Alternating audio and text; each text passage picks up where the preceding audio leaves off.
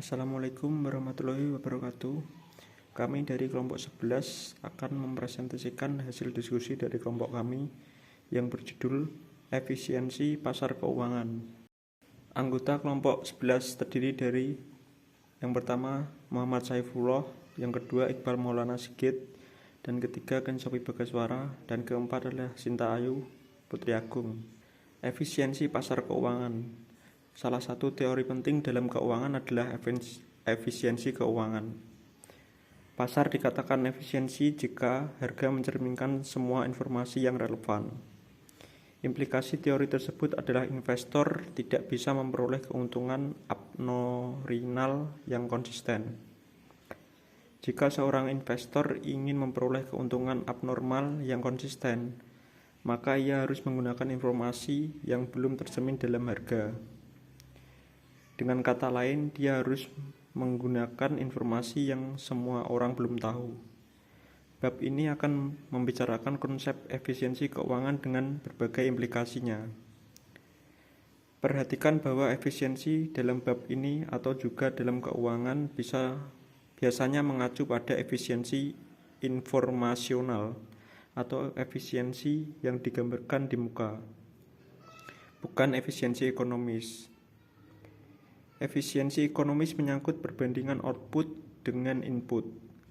Dengan kata lain, perusahaan dikatakan efisiensi jika mampu menghasilkan output yang lebih besar dengan menggunakan input yang tertentu. Jika seorang investor tidak bisa memperoleh keuntungan abnormal di pasar keuangan atau menurut hipotesis pasar yang efisien, pertanyaan berikutnya adalah apakah mungkin menciptakan NPV positif melalui pasar keuangan. Tugas manajer adalah menciptakan NPV yang positif baik dari kegiatan investasi maupun pendanaan. Manajer bisa menciptakan NPV yang positif untuk kegiatan pendanaan melalui minimal 3 cara, yaitu 1. Membodohi investor. Manajer keuangan bisa membodohi investor dengan cara misal membuat sekuritas yang lebih kompleks dibanding dengan sekuritas biasa. Dengan cara semacam itu, diharapkan investor bisa terkelabui sehingga bisa membayar harga yang lebih mahal untuk sekuritas yang kompleks tersebut. Tetapi penelitian empiris cenderung menunjukkan bahwa investor tidak mudah dikelabui. Dengan demikian, manajer keuangan tidak perlu melakukan kegiatan semacam itu. Yang kedua, menurunkan biaya atau meningkatkan subsidi. Instrumen keuangan dan juga investor bisa mempunyai tingkat pajak yang berbeda-beda. Manajer bisa menggunakan kesempatan tersebut untuk menciptakan nilai. Misalnya saja karena pemerintah ingin mendorong usaha kecil atau sektor tertentu dengan jalan memberikan pinjaman yang subsidi. Misalnya pinjaman lunak tersebut mempunyai tingkat bunga 5% per tahun, sementara tingkat bunga pasar adalah 20%. Manajer bisa memanfaatkan pinjaman tersebut dan bisa memperoleh tambahan nilai melalui subsidi tersebut. Yang ketiga, menciptakan sekuritas yang baru yang bisa memenuhi kebutuhan konsumen. Dunia keuangan mengalami perkembangan yang cukup pesat, khususnya sejak pertengahan abad ke-20. Inovasi keuangan yang bisa dilihat mulai dari obligasi, convertible, waran, opsi, fitur, swap, dan lainnya. Tujuan inovasi keuangan tersebut adalah untuk memenuhi kebutuhan konsumen atau investor, yang pada akhirnya akan semakin mengefektifkan mobilisasi dana di pasar keuangan. Berikutnya adalah ilustrasi inovasi keuangan reksadana dan obligasi rekap. Pada tahun 2002, perbankan Indonesia banyak meluncurkan reksadana atau obligasi rekap. Pertumbuhan reksadana semacam itu cukup pesat dan menimbulkan kontroversi. Untuk memudahkan pembahasan, berikut skema pembentukan reksadana dan obligasi rekap. Secara ringkas, diagram ini menunjukkan bahwa alur beberapa dana dari investor diinvestasikan oleh manajer investasi dalam reksadana yang kemudian ditempatkan pada obligasi dan deposito untuk menghasilkan keuntungan bagi para investor. Imbal hasil dari investasi ini digunakan untuk membeli kembali reksadana yang memberikan bunga 13,5%.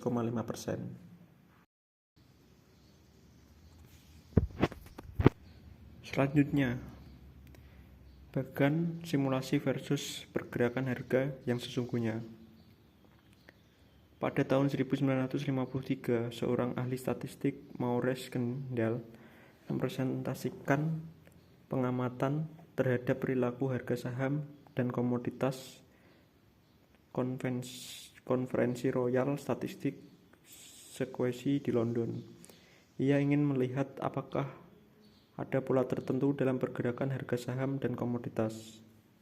Menurut pemikiran dia, jika pasar komoditas rasional tertentu akan ada pola-pola tertentu yang akan terlihat di luar dugaan dia. Ternyata dia tidak menemukan pola tertentu.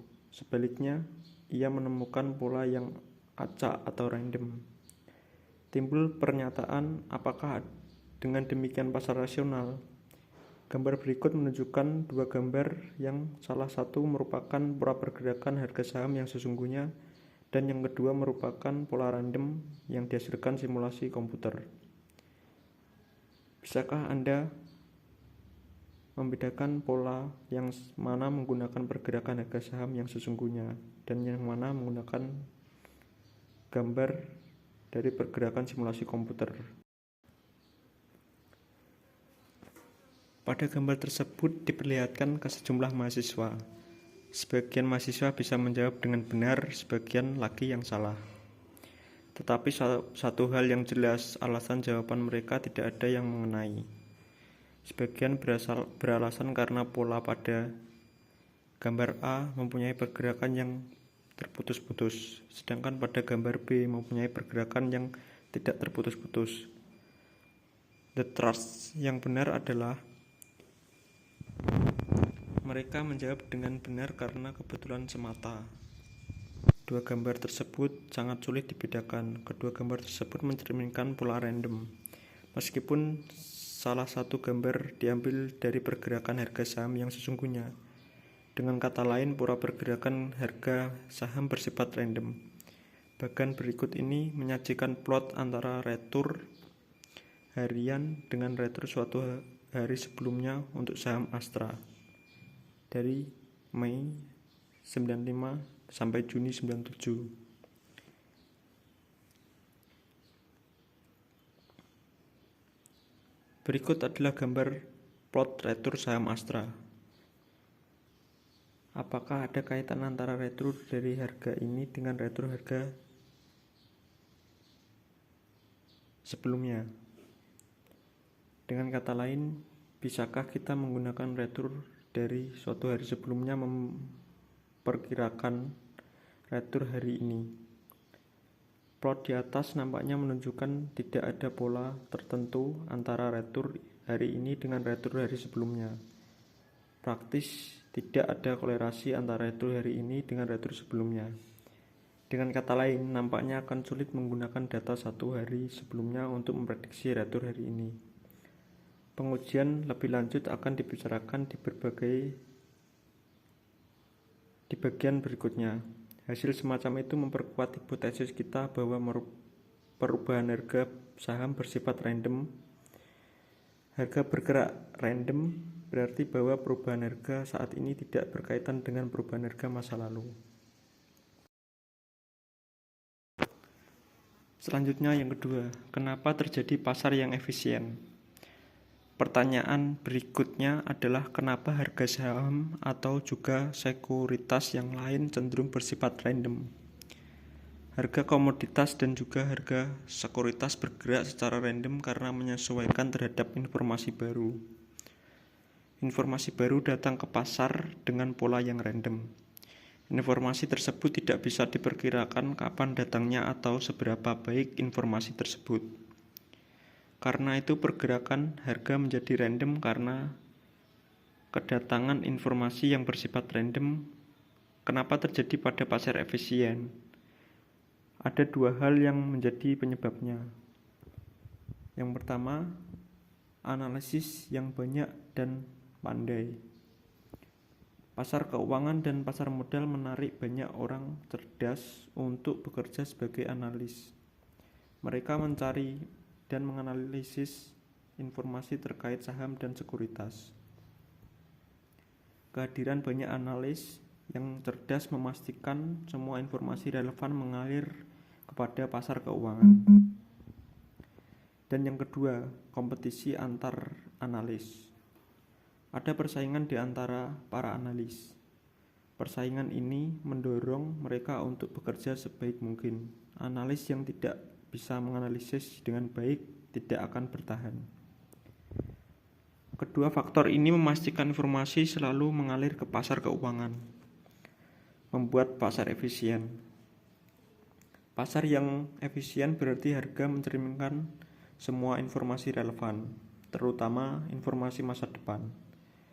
Nilai sekuritas seperti saham dan obligasi ditentukan oleh aliran kas masa depan yang akan diterima investor. Oleh karena itu, masa depan penting dalam penentuan harga sekuritas. Dalam pasar efisien, harga mencerminkan perkiraan pasar terhadap kondisi masa depan perusahaan.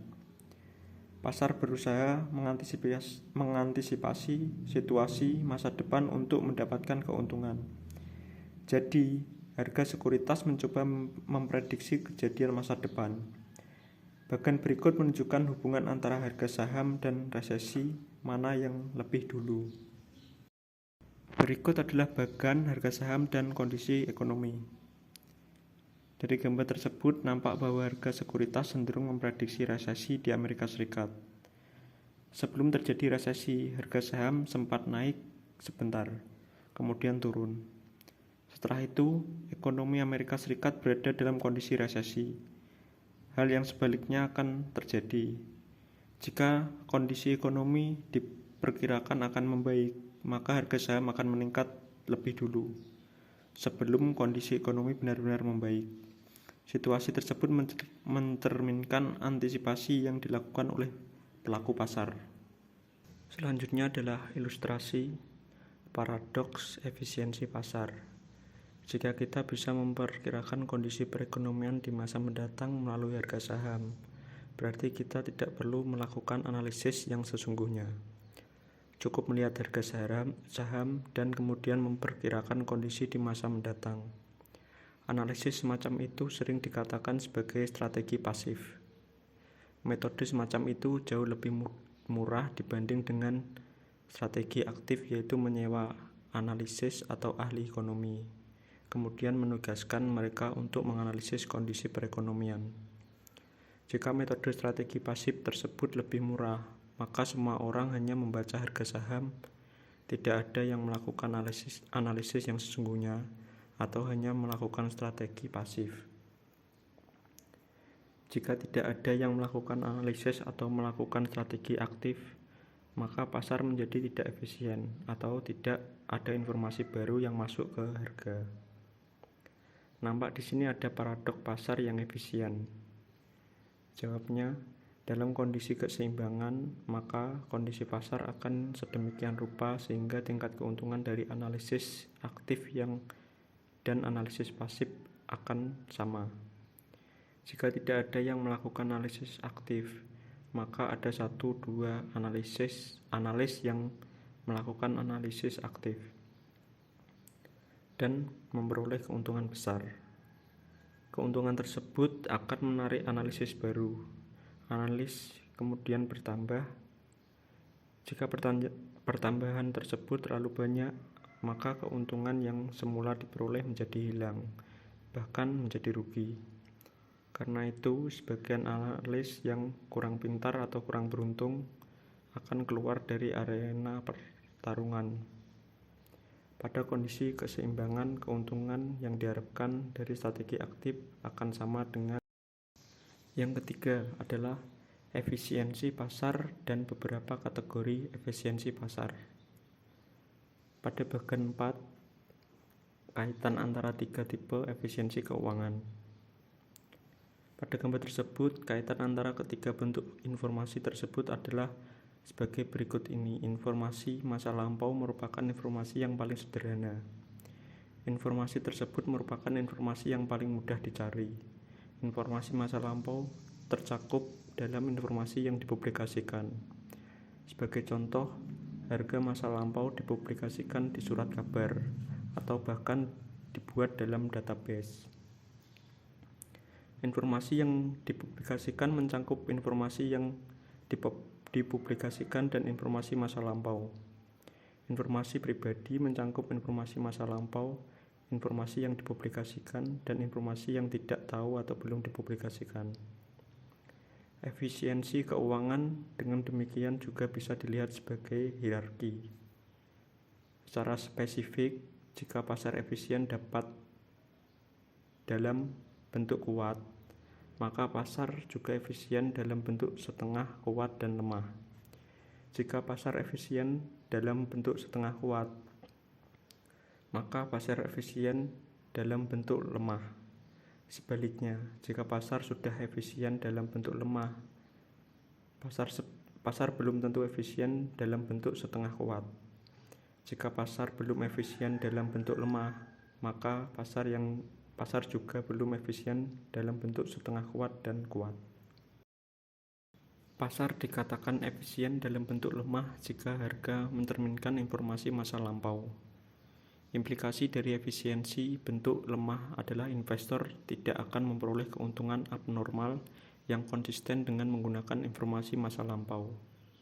Sekilas pernyataan tersebut nampaknya tidak masuk akal, karena informasi masa lampau sering dipakai untuk memperkirakan harga atau informasi masa mendatang. Misalkan saham PT Jas Hujan diperjualbelikan di Bursa Efek. Produk yang dihasilkan oleh perusahaan tersebut adalah jas hujan. Penjualan jas hujan mempunyai ciri musiman. Tingkat penjualan tinggi pada waktu musim hujan dan rendah pada waktu musim kemarau. Dengan informasi penjualan yang musiman tersebut, kita bisa memperkirakan bahwa harga saham akan meningkat pada waktu penjualan tinggi atau keuntungan tinggi, yaitu musim hujan, dan harga akan menurun pada musim kemarau. Pola musiman harga saham PT Jas Hujan akan terlihat sebagai berikut pada bagian pola musiman penggerakan harga saham. Jika kita bisa mengidentifikasi pola perdagangan berdasarkan musim, misalnya beli saat kemarau dan jual saat hujan, maka orang lain juga bisa. Akibatnya, semua orang akan membeli saat kemarau dan menjual saat hujan.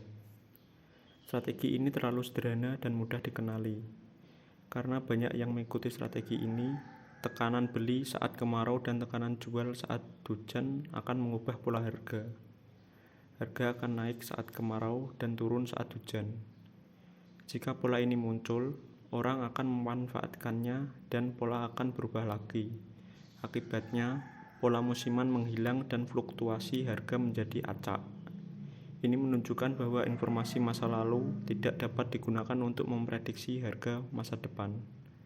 Strategi yang menggunakan data masa lalu untuk memprediksi harga masa depan disebut strategi teknikal, seperti pola kepala pundak, triple tops, dan moving average.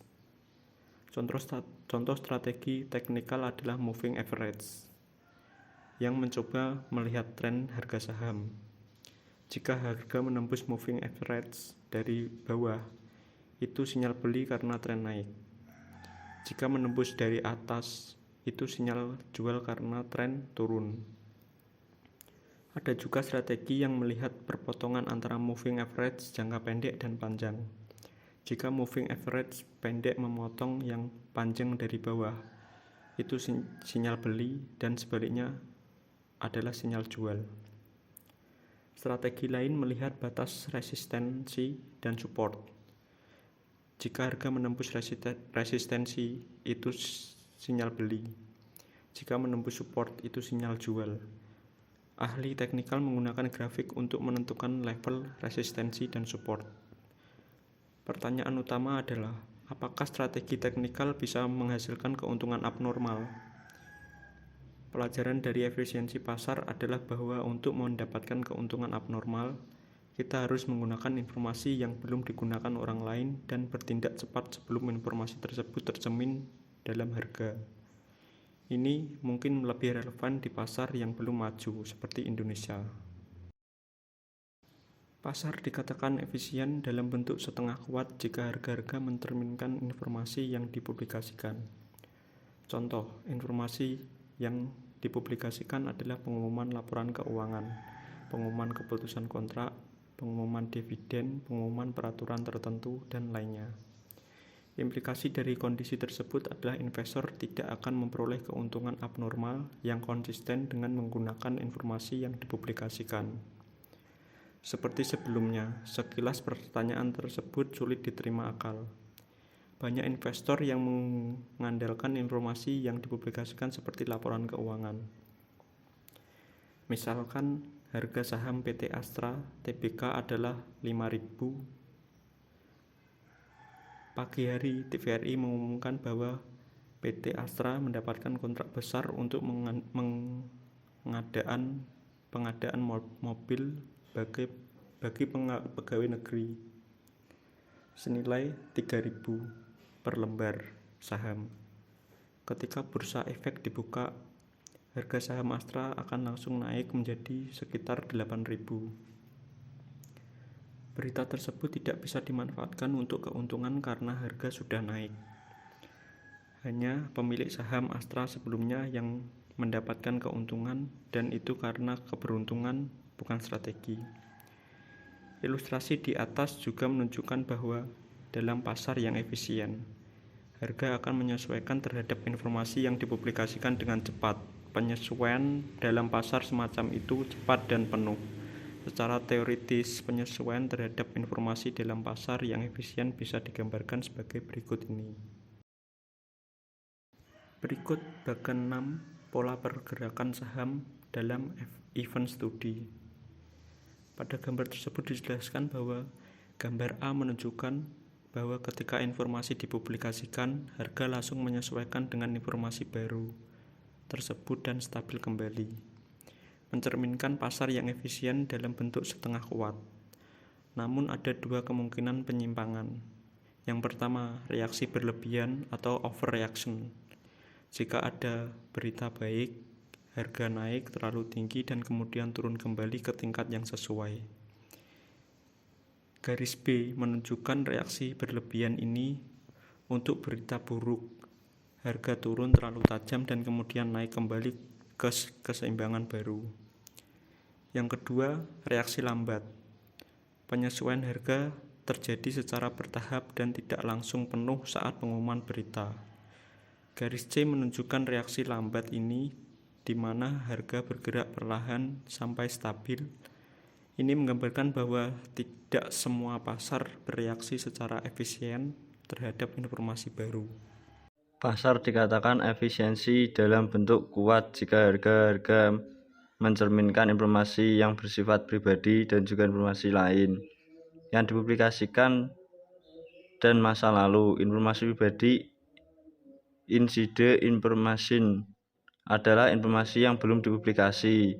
Biasanya informasi tersebut hanya beredar di kalangan orang dalam, insider, seperti direksi perusahaan. Implikasi dari kondisi tersebut adalah investor tidak bisa memperoleh keuntungan normal dengan menggunakan informasi dalam dan juga semua informasi yang ada. Tentu saja bentuk efisiensi semacam ini merupakan bentuk efisiensi yang sangat ekstrim. Sangat sulit membayangkan seorang yang mempunyai informasi dalam tidak bisa memperoleh keuntungan abnormal dengan informasi tersebut. Misalkan dalam contoh PT Astra, direksi keuangan mengetahui informasi kontrak sebelum diumumkan di TVRI. Dia bisa membeli saham Astra dengan harga 5.000 per lembar sehari sebelum pengumuman. Setelah kontrak diumumkan, harga naik menjadi 8.000 rupiah per lembar dan dia menjual saham mendapatkan keuntungan 3.000 per lembar. Namun dalam pasar yang dia jual saham dalam pasar yang efisiensi bentuk kuat, direktur keuangan tidak bisa memperoleh keuntungan abnormal meskipun memiliki informasi pribadi. Harga saham akan naik menjadi 8.000 bahkan sebelum dia sempat membeli saham atau sebelum kontrak diumumkan. Hal ini terjadi jika pasar sangat canggih dalam memproses informasi, mungkin dengan teknik penyadapan yang sempurna atau paranormal. Namun situasi ekstrim seperti itu masih jauh dari kenyataan. Kita masih sering membaca berita orang yang menggunakan informasi pribadi untuk memperoleh keuntungan karena itu insider trading di kebanyakan negara dilarang. Salah satu alasan adalah insider trading tidak adil (fair) bagi mereka yang tidak punya informasi dalam. Dengan kata lain, pelaku yang mempunyai insider informasi sudah mencuri start. Strasi, siapa ekonom yang menganut aliran efisiensi pasar keuangan? Ada 2 orang ekonom berjalan di Jalan Malioboro, Yogyakarta di siang hari. Kemudian kedua orang tersebut melihat uang kertas senilai 100.000. Satu orang, Pak Ali, segera berkata, "Ada uang, ayo kita ambil, lumayan." Yang lainnya, Pak Joko, segera berkomentar, "Tunggu dulu, ini Malioboro, banyak orang lalu lalang di sini. Kemudian ini juga siang hari. Hari sangat terang, tentu kita bukan yang pertama melihat uang tersebut. Kalau uang tersebut merupakan uang beneran, pasti mereka sudah mengambilnya. Lupakan saja, pasti uang palsu. Lebih baik kita tinggalkan saja." Siapa dari kedua ekonom tersebut yang sesuai dengan pemikiran konsep pasar yang efisien? Nampaknya Pak Joko, karena beranggapan bahwa kesempatan semacam itu mustahil diperoleh di pasar, apalagi pasar yang kompetitif. 4. Bukti empiris. Pengujian efisien bentuk lemah bertujuan untuk melihat apakah informasi masa lampau bisa dipakai untuk memperoleh tingkat keuntungan abnormal. Beberapa pengujian dilakukan: menguji randomitas penggerak harga saham atau sekuritas dan kemampuan prediktabilitas return sekuritas. Bagian berikut akan membicarakan keduanya lebih detail. 4.1.1 Pengujian randomitas penggerakan sekuritas. Pengujian ini ingin melihat apakah harga sekuritas bergerak semacam random. Penggerak harga yang random mencerminkan pasar yang efisien. Harga berubah menyesuaikan diri terhadap informasi baru. Informasi baru datangnya bersifat random. Sebagai contoh, kebakaran pabrik atau kecelakaan lainnya relatif sulit diprediksi kedatangannya. Pada saat kebakaran terjadi, hanya akan turun. Penggerak harga saham bersifat random mencerminkan datangnya informasi yang bersifat random. Bagian 1 di muka menunjukkan bahwa penggerak harga saham yang sesungguhnya menyerupai penggerak random. Dengan kata lain, penggerakan harga saham bersifat random. Kesimpulan semacam itu akan mendukung hipotesis pasar keuangan yang efisien dalam bentuk lemah. Pengujian prediktabilitas dengan menggunakan data masa lampau. Pengujian lebih formal bisa dilakukan untuk melihat apakah informasi masa lampau bisa dipakai untuk memprediksi harga masa mendatang. Berikut ini salah satu model regresi yang bisa dipakai untuk pengujian tersebut. RTA tambah BRT kurang I tambah E, di mana PT sama dengan return sekuritas pada periode T, I sama dengan 1 atau angka lainnya, A sama dengan intercept, B sama dengan koefisien regres, E sama dengan error trend, KAI sama dengan 1. Maka persamaan di atas mencoba melihatkan kemampuan prediksi return pada satu periode sebelumnya terhadap return periode saat ini. kurung tutup leg 1. Koefisien B sering disebut sebagai koefisien autokorelasi. Koefisien B yang kecil mendekati atau sama dengan 0 akan mendukung efisien bentuk lemah. Harga bergerak secara random sehingga harga masa tidak bisa dipakai untuk memprediksi harga di masa mendatang.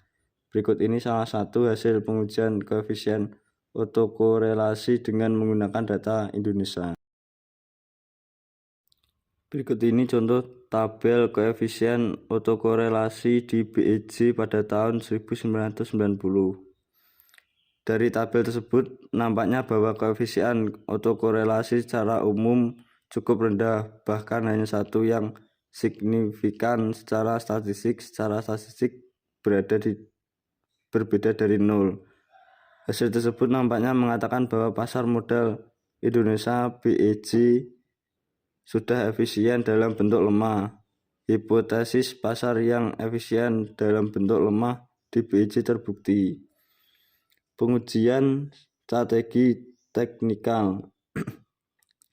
Strategi teknikal adalah strategi yang berusaha mengidentifikasi pola untuk menggerak harga sekuritas dengan menggunakan data masa lampau. Pengujian efisien bentuk lemah yang bisa dilakukan adalah dengan melihat profitabilitas strategi teknikal. Strategi teknikal tersebut berangkat dari asumsi bahwa pasar tidak efisien dalam bentuk lemah.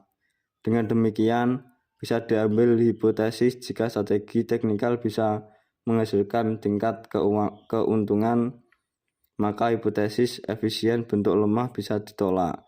Ada banyak strategi teknikal. Salah satu yang diteliti adalah melihat profitabilitas strategi perdagangan filter rules. Menurut strategi ini, beli saham jika harga naik kali %, jual saham jika harga turun dengan X%. Jika saham harga turun dengan Y%. Berikut ini bagian yang menggambarkan strategi berikut. Berikut contoh tabelnya. Filter rule trending. Strategi tersebut didasarkan pada filosofi berikut ini. Jika harga naik dengan angka tertentu, misal X%, maka harga tersebut akan naik ke range wilayah harga tertentu yang lebih tinggi dibandingkan range sebelumnya. Dengan demikian, investor seharusnya membeli pada harga naik sebesar X% tersebut. Sebaliknya, jika harga turun dengan angka tertentu, misal Y%, maka harga akan turun ke range yang baru, yang lebih rendah dibandingkan sebelumnya. Investor seharusnya menjual jika harga turun sebesar Y%. Angka X dan Y ditentukan berdasarkan pengalaman atau pengamatan investor. Berikut contoh tabel tes empiris filter trending. Tabel di samping menunjukkan bahwa strategi perdagangan dengan filter nampaknya tidak lebih baik dibandingkan strategi beli dan tahan, buy and hold. Hanya filter sebesar 5% yang nampaknya memberikan keuntungan yang lebih baik dibandingkan dengan strategi buy and hold. Meskipun demikian, jika biaya transaksi diperhitungkan, maka keuntungan strategi filter akan hilang, karena strategi tersebut akan meningkatkan frekuensi transaksi. Hasil tersebut seperti memperkuat argumen bahwa pasar sudah efisien dalam bentuk lemah. Informasi harga masa lalu tidak bisa dipakai untuk memperoleh keuntungan superior atau kurung tutup abnormal. Pengujian strategi teknikal lain bisa dilakukan dengan moving average yang mencerminkan tren penggerak sekuritas. Strategi populer adalah mengamati perpotongan antara moving average pendek dan panjang. Sinyal beli jual muncul jika moving average pendek memotong moving average panjang. Dari bawah atas ada dua strategi.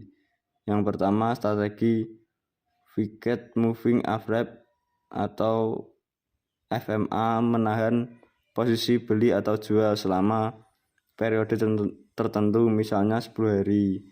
Strategi Variable Moving Average VMA, menahan posisi sampai sinyal berlawanan keluar, misalnya setelah sinyal beli investor membeli saham dan menahan sampai sinyal jual muncul. Periode moving average pendek yang panjang bisa bervariasi, seperti kombinasi populer 1 dan 200 hari. Tabel 3 meringkas penelitian tentang kemampuan strategi moving average untuk memprediksi penggerak harga di bursa Asia Pasifik dalam pasar efisien. Return yang hasil sinyal beli tidak berbeda dengan return pada hari sinyal jual, namun tabel menunjukkan perbedaan signifikan antara return pada hari sinyal beli dan sinyal jual di beberapa pasar seperti Hong Kong, Malaysia, dan Taiwan. Perbedaan ini ditunjukkan oleh p-value yang lebih rendah dari 0,05, tingkat signifikansi 5%. Hasil ini mengindikasikan bahwa strategi teknikal mungkin bisa memprediksi penggerak harga saham, yang berarti pasar tidak efisien. Namun kesimpulan ini masih terlalu dini karena belum memperhitungkan biaya transaksi, resiko, likuiditas, dan faktor lainnya. Jika faktor-faktor tersebut dipertimbangkan, kemungkinan untungan dari strategi teknikal bisa hilang. Berikut contoh tabelnya. Rata-rata return harian kurung tutup persen berdasarkan signal beli dan jual dengan strategi teknikal moving averages. Catatan, strategi moving average memakai periode 1,50, 1,150, 5,150, 1,200, dan 2,200. Hasil di atas merupakan rata-rata dari kelima periode kombinasi moving average tersebut. Angka standar deviasi dalam kurung periode FMA Wicked Moving Average menggunakan holding periode sebesar 10 hari. P-value dari simulasi plot chart ada pada garis ketiga. Prediktabilitas return berdasarkan pola musiman dan karakteristik perusahaan. Di samping menggunakan data masa lampau, prediksi return sekuritas bisa dilakukan dengan menggunakan variabel fundamental perusahaan, karakteristik perusahaan. Beberapa variabel fundamental perusahaan terbukti bisa dipakai untuk memprediksi return perusahaan.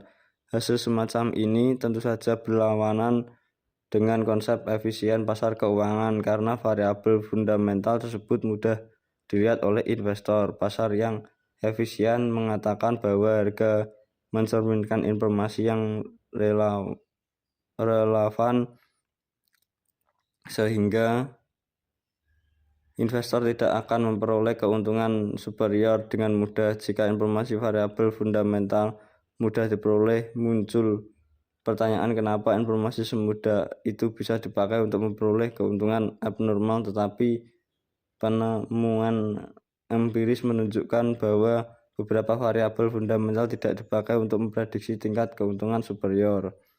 Karena itu, fenomena tersebut sering dikatakan sebagai anomali pasar, market anomaly. Ada beberapa anomal pasar yang sering dibicarakan, yaitu ukuran ZIS, rasio market to block swap, dan price earning ratio atau per PER atau earning to price E atau P. Lihat bab mengenai pengujian empiris model seimbangan. Di samping itu, beberapa paper mendokumentasikan pengaruh dari tertentu atau bulan tertentu terhadap rektrum. Sebagai contoh, France tahun 1980 mendokumentasikan bahwa rektrum pada hari Senin lebih rendah dibandingkan rektrum pada hari lainnya. Fenomena tersebut dinamakan sebagai Monday effect, efek hari Senin. Berikut ini rektrum yang dihitung atas indeksi S dan P 500 Standard & Poor's 500, yaitu 500 saham terbesar di New York Stock. Rektrum dihitung berdasarkan harga penutupan. Misalnya, rektrum hari Senin dihitung dari perubahan harga penutupan hari Senin dibandingkan dengan harga penutupan hari Jumat sebelumnya. Rektrum min cost 0,134% cukup signifikan jika diubah menjadi tahunan annualized. Rektrum hari Senin adalah min 33,5%. Buka kurung tutup, min 0,134% dikali 250 hari. Jika informasi ini akurat, strategi beli hari Senin dan jual hari Jumat bisa memberikan keuntungan lebih. Ini menimbulkan pertanyaan tentang efisiensi pasar. Mengapa informasi berdasar sederhana ini bisa digunakan untuk mendapatkan keuntungan abnormal? Selain efek hari Senin, ada juga efek bulan Januari. Penelitian menunjukkan rektrum saham di bulan Januari lebih tinggi daripada bulan lainnya. Berikut ilustrasinya. Berikut adalah tabelnya bagian 8 efek Januari.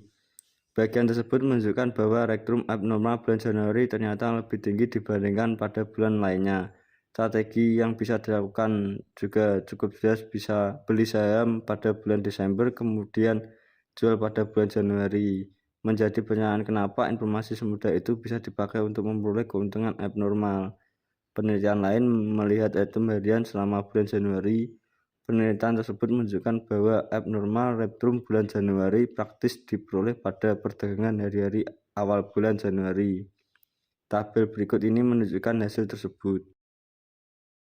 Berikut ini adalah tabel rektrum hari-hari awal bulan Januari. Hasil tersebut menunjukkan rektrum abnormal bulan Januari nampaknya muncul pada awal-awal perdagangan bulan Januari. Peneliti lain mengkaitkan efek Januari dengan efek ukuran. Peneliti tersebut menemukan bahwa efek Januari tersebut terjadi pada saham kecil.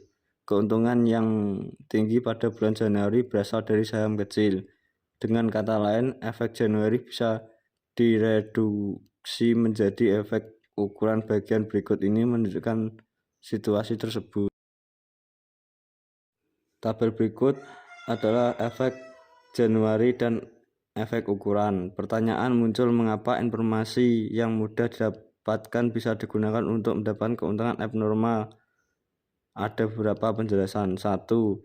Penemuan tidak nyata. Dengan banyaknya penelitian, wajar jika ada yang menemukan pola tertentu secara kebetulan. Misalnya, menghubungkan jumlah telur di Yogyakarta dengan inflasi di AS mungkin menunjukkan hubungan signifikan, tapi sulit dipercaya ada kaitan sebenarnya. 2. Biaya transaksi. Jika biaya transaksi diperhitungkan abnormal, rektrum yang didokumentasikan mungkin hilang, membuat temuan ini tidak bisa dimanfaatkan untuk keuntungan abnormal. 3. Model risiko yang tidak lengkap. Sama dengan fenomena ini mungkin mencerminkan faktor risiko yang belum dimasukkan dalam model saat ini. Misalnya, saham perusahaan kecil memiliki risiko lebih tinggi yang mungkin tidak dihitung dengan model seperti CAMP. Penelitian lain menunjukkan penggunaan model APT bisa mengurangi perbedaan rektrum antara saham kecil dan besar. Model risiko rektrum yang baik di masa depan diharapkan dapat menjelaskan anomali ini.